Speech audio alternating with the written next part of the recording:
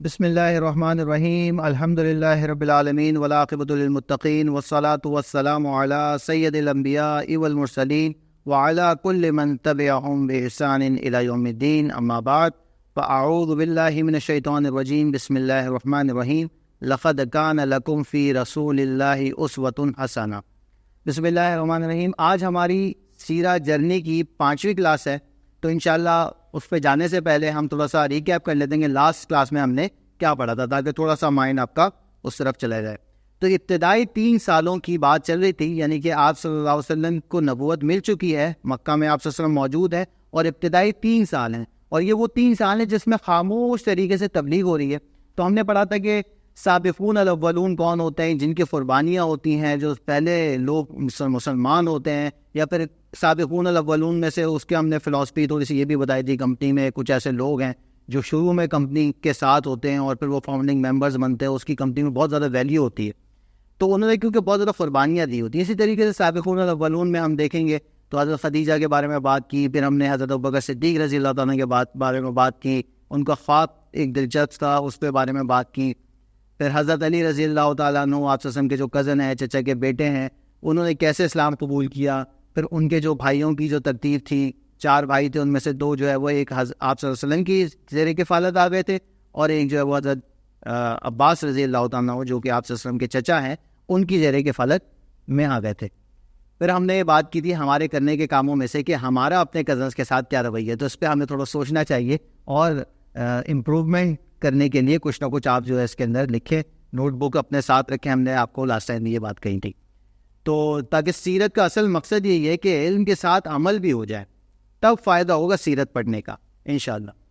تو آپ صلی اللہ علیہ وسلم کے جو کزن ہیں حضرت علی رضی اللہ تعالیٰ عنہ، 8 سال کی عمر میں وہ مسلمان ہوتے ہیں۔ پھر حضرت ابوبکر صدیق رضی اللہ تعالیٰ کی جو گیدرنگ ہے اس کے بارے میں ہم نے بات کی تھی کہ وہ صحابہ جو ہے وہ کیسے مسلمان ہوئے، اور جو ہے وہ حضرت زبیر بن عوام کے بارے میں بات کی۔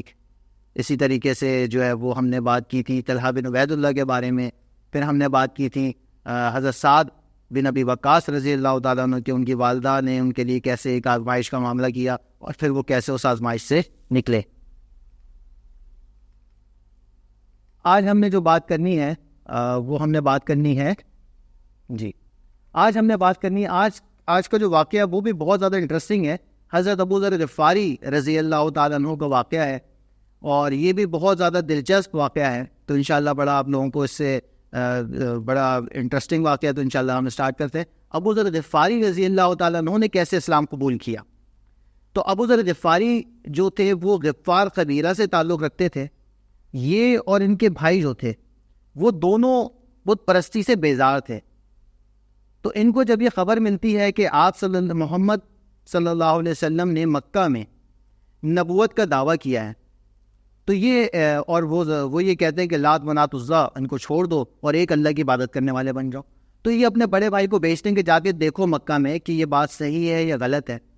تو خیر ان کے بڑے بھائی جاتے ہیں اور وہ مکہ میں پوری صورتحال کا جائزہ لے کے بتا دیتے ہیں کہ ہاں ایسے ایک ہیں ایک محمد نام کے ایک شخص ہیں جنہوں نے یہ دعویٰ کیا ہے۔ تو ابو ذر غفاری رضی اللہ تعالیٰ خود پھر جاتے ہیں، تشریف لے جاتے ہیں۔ کہاں پہ جاتے ہیں؟ مکہ میں جو ہے وہ تشریف لے جاتے ہیں، مکہ کے لیے سفر کرتے ہیں، اور خانہ کعبہ میں مسجد حرام میں اسٹے کرتے ہیں۔ اچھا، اب اس دور کو تھوڑا سا سمجھنے کی ضرورت ہے کہ اس ٹائم پہ آپ نے دیکھا ہوگا نا کہ مہمان نوازی کے بارے میں بہت زیادہ اسلام میں بہت فضیلت بھی ہے، اور اسی طریقے سے آپ نے یہ واقعات سنے ہوں گے کہ صحابہ کرام آپ صلی اللہ علیہ وسلم اعلان فرمایا کرتے تھے کہ بہت سارے مہمان تھے تو ایک ایک صحابی ایک ایک مہمان کو لے کے چلا جائے۔ تو یہ کیوں ہوتا تھا؟ کیونکہ اس دور میں اس کو سمجھنے کی ضرورت ہے کہ اس دور میں ہوٹلز نہیں ہوتے تھے، اور مہمان اگر جاتا تو اس کا واحد حل یہی ہوتا تھا کہ کوئی اس کی مہمان نوازی کرے، وہاں کے جو مقامی لوگ اس کی مہمان نوازی کرے۔ اس کے علاوہ اس کو کھانے پینے اور رہنے کے لیے کوئی جگہ نہیں ملتی تھی۔ تو اس طریقے سے وہ جو مہمان نوازی والا فیکٹر ہے نا، تو وہ وہاں پہ سوائے اس کے کہ وہ جو مقامی لوگ ہوں گے اس کی مہمان نوازی کریں، اور کچھ بھی نہیں تھا، نہ ہوٹلس تھے نہ کوئی ایسے ریسٹورینٹس تھے صحیح جہاں پہ وہ اسٹے کر سکے، کھانا پینا کر سکے۔ تو یہ معاملہ تھا۔ تو حضرت ابو ذر غفاری رضی اللہ تعالیٰ عنہ کہاں چلے جاتے ہیں؟ خانہ کعبہ میں۔ اب وہاں پہ جو ہے خانہ کعبہ میں سفر کرتے ہیں، اور پھر مکہ پہنچتے ہیں، اور مسجد حرام میں بیٹھتے ہیں۔ اب ظاہر سی بات ہے کہ ہم نے یہ بتایا تھا نا کہ شروع کے 3 سال ہیں خفیہ تبلیغ کے. اب ایسا نہیں کہ اعلانیہ, تو ان کو بھی پتا تھا کہ جو لات منات عزا کا ایک جو نفی ہو رہی ہے اور اس طریقے سے یہ جان کو بھی خطرہ ہو سکتا ہے. تو ابو ذر غفاری رضی اللہ تعالیٰ بالکل سائلنٹلی بیٹھے ہوئے ہیں وہاں پہ, اور پھر جو ہے نا وہ دوپہر ہو جاتی ہے اور اسی طریقے سے پھر شام ہو جاتی ہے. تو ایک صحابی رسول صلی اللہ علیہ وسلم وہاں سے ان کے آس پاس سے گزرتے ہیں اور فرماتے ہیں کہ آپ جو ہے وہ میرے یہاں پہ مہمان بن جائے. وہ کہتے ہیں کہ بہت اچھا. اب وہ صحابی رسول صلی اللہ علیہ وسلم کے ساتھ جو ہے نا مسجد حرام سے ان کے گھر تشریف لے جاتے ہیں, اور ان کے گھر پہ وہ پوچھتے ہیں کہ بھائی کھانا کھلاتے ہیں, اور یہ نہیں پوچھتے کہ آپ کس کام سے کے لیے آئے ہیں, کیا مقصد ہے. بس ان کو کھانا کھلاتے ہیں, مہمان نوازی کرتے ہیں. پھر خیر اس طریقے سے رات گزرتی ہے, صبح ہو جاتی ہے. صبح بھی جو ان کو کھانا پلانا ہوگا وہ کھلا پلا کے مسجد حرام واپس چھوڑ دیتے ہیں. اب یہ دوسرا دن ہے, مکہ میں ہے, مسجد حرام میں دوسرا دن ہے.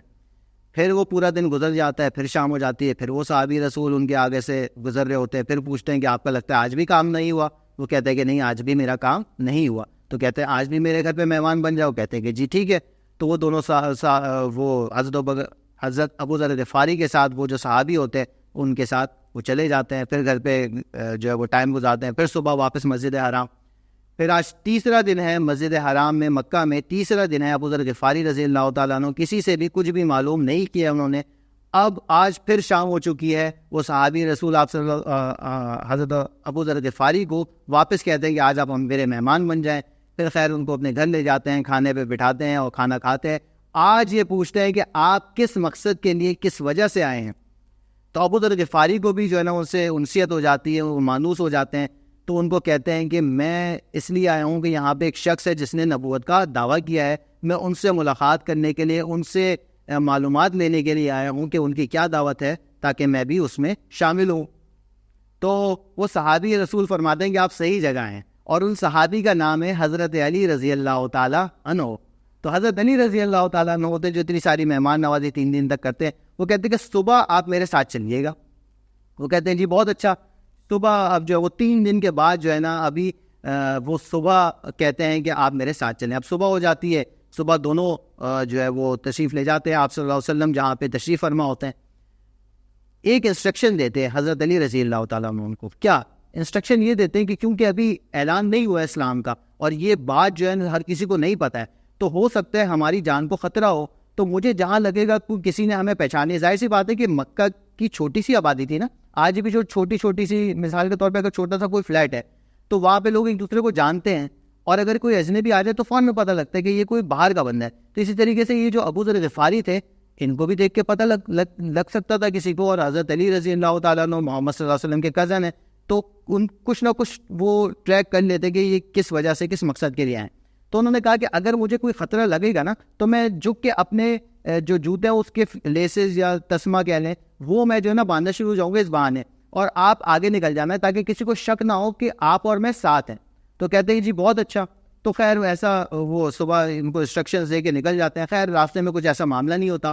آپ صلی اللہ علیہ وسلم کے پاس پہنچتے ہیں, اور آپ صلی اللہ علیہ وسلم دار ارقم میں موجود ہیں. اس کی تفصیل ہم آگے پڑھتے ہیں, اور وہاں پہ وہ جا کے اسلام قبول کر لیتے ہیں.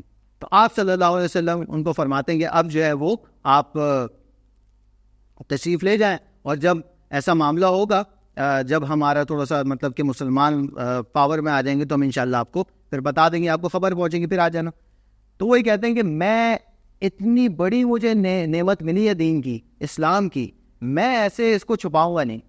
تو خیر کیا ہوتا ہے کہ وہ اب جو ہے وہ 3 دن گزر جاتے, چوتھے دن اسلام قبول کیا ہے, 5ویں دن جو ہے وہ مسجد حرام میں جاتے ہیں, اور مسجد حرام میں جا کے اب جو ہے وہ مسجد حرام کا انوائرمنٹ آپ کو پتہ ہے کہ وہاں پہ ابھی بت پرستی کا معاملہ ہو رہا ہے, ابھی وہاں پہ بت لگے ہوئے ہیں, صحیح. اور اس انوائرمنٹ میں جہاں پہ لات منات العزا کو اپنے بت بنا کے, اور اب بڑے کوئی مطلب عبد العزا نام رکھا جا رہا ہے, عبد اللات, عبد المنات نام رکھا جا رہا ہے. تو اس لیول کی وہاں پہ بت پرستی تھی مسجد حرام میں.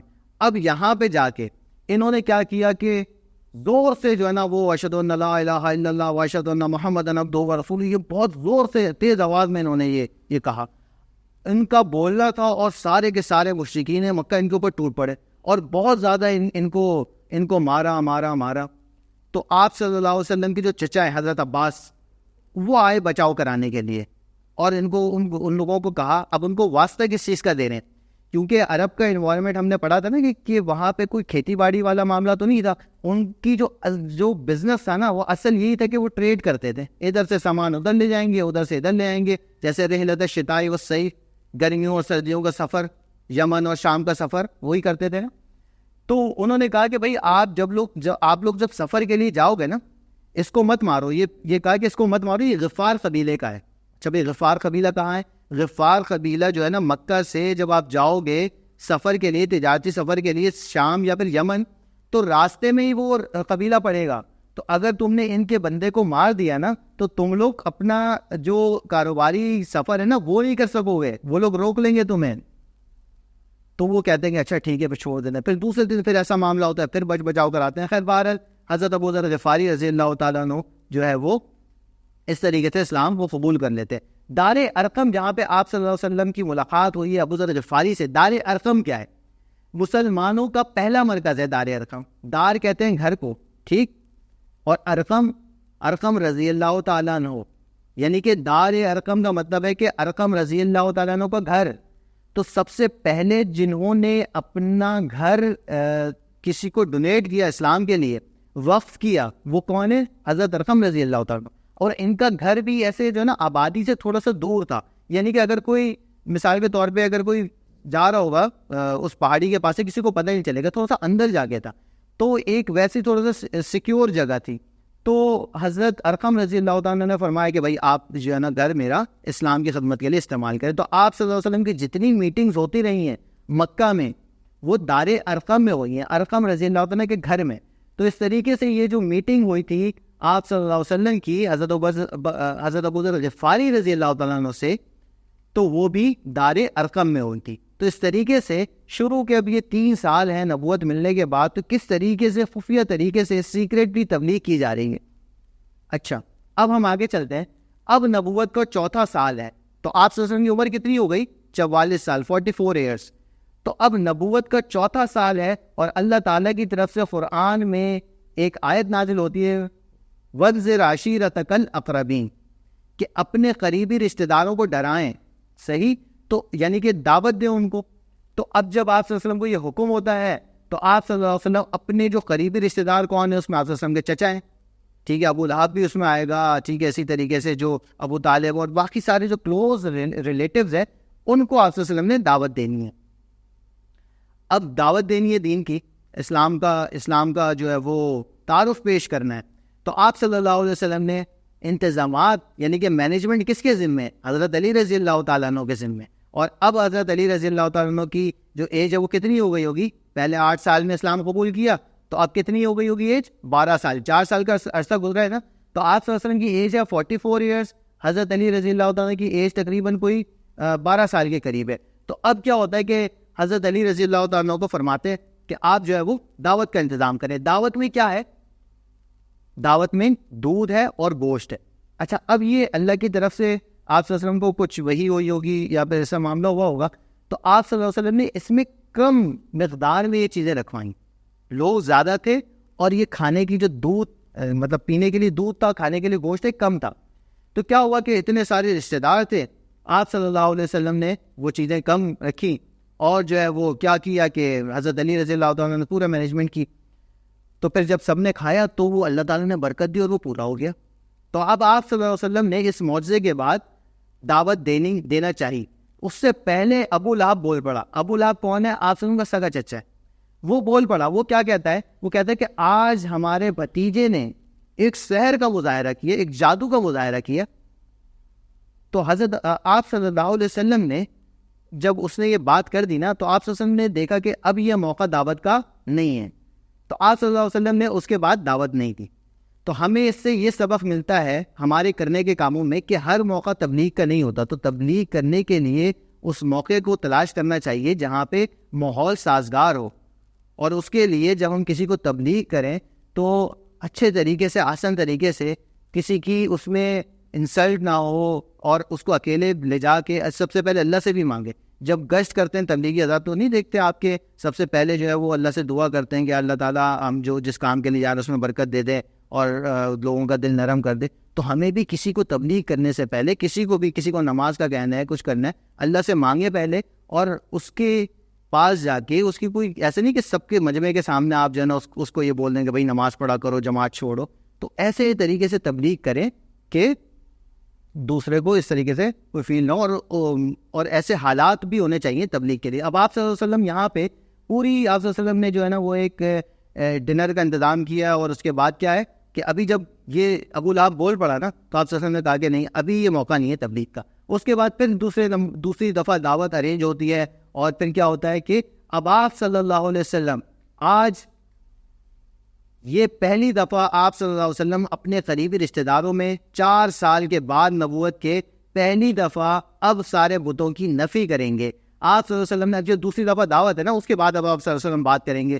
سارے قریبی رشتہ دار موجود ہیں. اب آپ صلی اللہ علیہ وسلم فرما رہے ہیں کہ لات منات عزا کے دین کو چھوڑ کے میں ایک اللہ کی عبادت کا حکم دیتا ہوں، اور میں اللہ کا بھیجا ہوا رسول ہوں. اور اس طریقے سے آپ صلی اللہ علیہ وسلم نے دین کی دعوت پیش کی.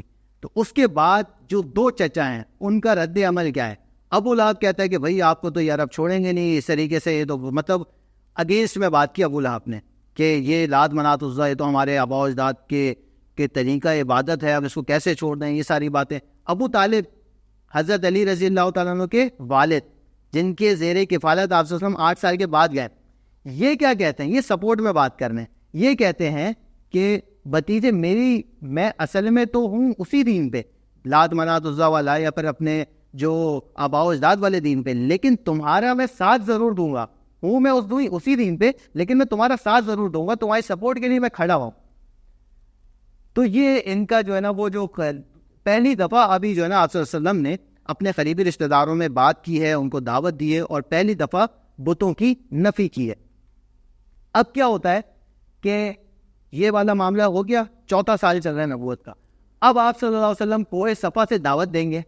اب کوہ صفا سے دعوت دیں گے، اس کو تھوڑا سمجھنے کی ضرورت ہے کہ پہلے وقتوں میں آپ صلی اللہ علیہ وسلم کے دور میں کیا ہوتا تھا کہ جب کبھی کوئی بہت ہی اہم خبر ہوتی تھی تو پہاڑی پہ چڑھ کے اعلان کیا جاتا تھا کہ یہ اہم خبر ہے. جب پہاڑی پہ لوگ چڑھ جاتے، کوئی خاص قسم کا جو ہے وہ کوئی ساؤنڈ ہوتا وہ بجاتے تو لوگ جمع ہو جاتے تھے، اور پھر وہ جو بھی خبر ہوتی تھی، کوئی جنگ کی خبر ہے، کوئی بڑی خبر ہے، وہ دیتے تھے. تو آپ صلی اللہ علیہ وسلم کوہ صفا یعنی کہ صفا پہاڑی پہ آپ صلی اللہ علیہ وسلم تشریف لے گئے، اور وہاں پہ آپ صلی اللہ علیہ وسلم نے لوگوں کو جمع کیا. تو سارے لوگ جمع ہو گئے جو بھی مکہ کے تھے، اس کے بہت کوئی اہم بات ہونے والی ہے، کوئی بہت اہم خبر ہے جو آپ صلی اللہ علیہ وسلم بتانے والے ہیں. اب نبوت کو 14 سال ہے، اب اعلانیہ تبلیغ ہو رہی ہے، پہلی دفعہ اعلانیہ دعوت دی جا رہی ہے، اعلانیہ نفی ہو رہی ہے بتوں کی. صحیح. تو آپ صلی اللہ علیہ وسلم جو ہے اس کوہ صفا پہ چڑھے، وہاں پہ سارے لوگ جمع ہے سامنے. اب ظاہر سی بات ہے کہ جو سامنے لوگ ہیں ان کو پہاڑی کے پیچھے کا تو نظر نہیں آ رہا، جیسے کہ آپ کو اس دیوار کے پیچھے کا نظر نہیں آ رہا. تو آپ صلی اللہ علیہ وسلم نے ان سے سب سے ایک سوال پوچھا، اور اس سوال کا بڑا نفسیاتی اثر ہے نا. آپ صلی اللہ علیہ وسلم نے یہ پوچھا کہ اگر میں یہ کہوں کہ اس پہاڑی کے پیچھے ایک ایسا لشکر ہے جو کہ تم پر حملہ آور ہونے والا ہے، تو کیا تم یقین کرو گے؟ تو سب نے ایک ہی زبان سے ایک ہی مطلب جملہ کہا، اور مطلب ایک ہی بات کہی کہ آپ کا کریکٹر ہمارے سامنے، 44 سال کی زندگی آپ صلی اللہ علیہ وسلم کی ہے نا ان کے سامنے. انہوں نے کہا کہ آپ نے آج تک ایک دفعہ بھی جھوٹ نہیں بولا ہے، تو ہم آپ کی بات پہ یقین کر لیں گے. تو آپ صلی اللہ علیہ وسلم نے کہا کہ پھر اس بات پہ بھی یقین کر لو کہ اللہ ایک ہے اور اسی کی عبادت کرنی چاہیے، اور میں اللہ کا بھیجا ہوا رسول ہوں. تو یہ خلاصتاً بتا رہا ہوں کہ یہ کہا. تو ان لوگوں میں سے ایک نے جو کہ آپ صلی اللہ علیہ وسلم کا قریبی رشتہ دار بھی ہے، کون؟ ابو لہب، اس نے یہ کہا کہ نعوذ باللہ. اب آپ صلی اللہ علیہ وسلم کا جو آپ دیکھیں نا 44 سال کی زندگی میں پہلی دفعہ آپ صلی اللہ علیہ وسلم کو مجمع میں کوئی ایسی بات کر رہا ہے جو آپ صلی اللہ علیہ وسلم کے اوپر ناگوار گزرے گی، اور بدتمیزی والا معاملہ کر رہا ہے. کون ہے؟ سگا چچا. کیا کہہ رہے ہیں ابو لہب؟ تب لکا یا محمد نعوذ باللہ، کہ تم برباد ہو جاؤ محمد، تم نے ہمیں اس کام کے لیے ہمیں یہاں پہ جمع کیا ہے کہ تم اللہ کے دین کی دعوت دو گے ہمیں. تو آپ صلی اللہ علیہ وسلم کی طرف سے جواب اللہ تعالیٰ نے دیا. پوری جو سورہ لہب نازل ہوئی کہ یہ جو ابو لہب خود برباد ہو گیا، تبت یدا ابی لہب وتب. ٹھیک. تو یہاں پہ سب سے پہلے آپ صلی اللہ علیہ وسلم نے جو مجمع میں جو تبلیغ کی ہے، جو اعلانیہ بتوں کی نفی کی ہے، اس کے بعد سے جو معاملات شروع ہوئے ہیں وہ پھر آگے پورے جو مکہ کا جو 13 سالہ زندگی ہے اس میں وہ چلتے رہے. صحیح. تو آگے کی جو 9 سال آئیں گے نا، وہ بہت زیادہ کریٹیکل ہیں، اس میں طرح طرح کی تکلیفیں آپ صلی اللہ علیہ وسلم کو دی جائیں گی، انشاءاللہ ہم آگے بڑھیں گے. تو اب جو ہے وہ جب اعلانیہ نفی ہوئی ہے نا تو اس کے امپیکٹس بھی آنا شروع ہوئے. تو حضرت بلال رضی اللہ تعالیٰ عنہ بھی جب اسلام لائیں گے تو ان کو بھی جو ہے نا کیا ان پہ ظلم و زیادتی کی کیا داستان ہے کہ حضرت بلال رضی اللہ تعالیٰ عنہ ہے، ان کو جو ہے وہ حبشی غلام ہے تو ان کو جو ہے زمین پہ لٹا دیا جاتا ہے، اور مکہ کی سخت گرمی ہے، پتھریلی زمین ہے، پتھر، ٹھیک. تو ہم تو اگر ہمیں کوئی ایسی گرم زمین پہ کھڑا کرتے تو ہم تو پہلے ایک پیر اٹھائیں گے پھر دوسرا پیر اٹھائیں گے، تو بیلنس ایسے کرتے ہوں گے کہ ایک پیر گرم ہو تو دوسرا ٹھنڈا ہو جائے. لیکن حضرت بلال رضی اللہ عنہ کو جو ہے وہ زمین پہ لٹا دیا جاتا اور ان کی شرٹ کے بغیر لٹا دیا جاتا، اور ان کیا ہوتا ہے کہ زمین اتنی تپ رہی ہوتی کہ اب وہ موو بھی نہیں کر سکتے، اتنا بڑا راک، اتنا بڑا پتھر چٹان ان کے جو ہے نا سینے پہ رکھ دی جاتی تو وہ رائٹ لیفٹ بھی موو نہیں کر سکتے تھے. تو کیا ہوتا کہ ان کی اسکن پگھل جاتی اور پھر چربی میلٹ ہو کے اتنی تکلیف دہ کیفیت ہو جاتی. اور صحابہ کرام رضی اللہ تعالیٰ عنہم اجمعین جن کے اوپر اس طرح کے جو ہے وہ ظلم ہوئے ہیں تو ان کی پیٹھ پہ جو ہے وہ سفید کلر کے دھبے ہوا کرتے تھے کیونکہ چربی پگھل کے وہیں پہ چپک جاتی تھی. تو یہ دن میں یہ کرتا ہوں امیہ بن خلف، اور رات میں جانا انہی زخم پہ. اب رات ہے تو چلو کچھ راحت ملے، کچھ سکون ملے، نہیں، زنجیروں سے باندھ کے انہی زخموں کو واپس جو ہے نا کوڑے لگاتا اور وہی زخم جو ہے نا واپس ان سے خون رسنا شروع ہو جاتا. تو اس طرح کے ظلم کی کیفیات تھیں صحابہ کرام پہ اور آپ صلی اللہ علیہ وسلم پہ بھی بہت زیادہ. تو یہ کوہ صفا پہ جب یہ دعوت دی نا اس کے بعد سے یہ سارے معاملات شروع ہوئے. اچھا، تو مسلمانوں پر جو آزمائش کا سلسلہ شروع ہوا اور جو زمانہ شروع ہوا وہ آج کے بعد سے شروع ہوگا. تو آپ صلی اللہ علیہ وسلم کی جو عمر مبارک ہے وہ 63 ایئرز ہے. اس کو اگر ہم 2 حصوں میں تقسیم کریں تو 53 ایئرز جو ہے وہ مکہ میں اور 10 ایئرز 10 سال جو ہے وہ مدینہ میں، صحیح. اور 53 ایئرز کو بھی اگر ہم بریک کریں تو 40 سال نبوت سے پہلے اور 13 سال نبوت کے بعد، صحیح، مکہ میں.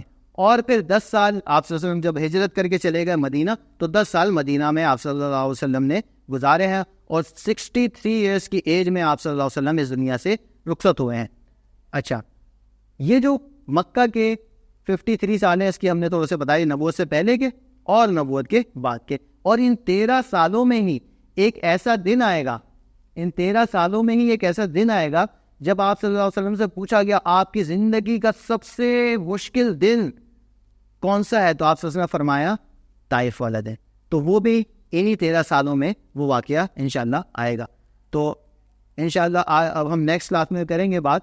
تو ترغیب کے کرنے والے کاموں میں سے ہم نے آپ کو ایک بات بتا دی تھی بیچ میں کہ بے موقع تبلیغ نہ کریں، اور تبلیغ کے کچھ ہم نے آپ کو اصول بتائے کہ کس طریقے سے تبلیغ کرنی ہے. انشاءاللہ پھر نیکسٹ کلاس میں ہم بات کریں گے. وما علینا الا البلاغ. السلام علیکم ورحمۃ اللہ وبرکاتہ.